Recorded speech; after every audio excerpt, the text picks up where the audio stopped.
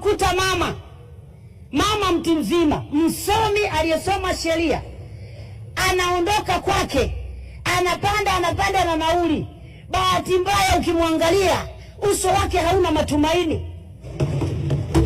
Sasa ndugu zangu, tunawaomba sana ndugu zetu, nyinyi Kenya ni majirani zetu, tunawaheshimu, tunafanya na nyie kazi, tunaomba sana. Lakini nimewaza sana usiku, nikasema kwani hawa wana shida gani?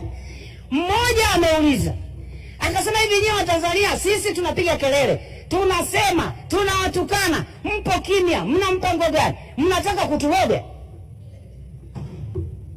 Nikagundua lipo tatizo kubwa sana la afya ya akili katika taifa hili. Ni washauri bure, sio dhambi. Sisi wenzenu CIG wetu yule auditor general, wenyewe na auditor general wenu wa Kenya, amefanya uchambuzi wa swala la afya ya akili nchini, na tunatengeneza mekanizimu ya kusaidiana.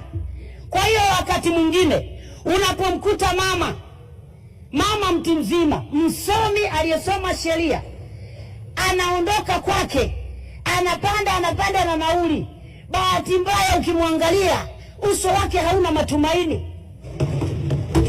Ukimwangalia uso ule, sijui ni mkologo umedunda, sijui ni alisahau kupaka poda, anakuja kutuchonganisha. Ile sio hali ya kawaida, na walichokifanya askari wetu ni kumdhibiti, kwa sababu kishaona mtu akili yake haifanyi kazi vizuri, unamsaidia kumdhibiti.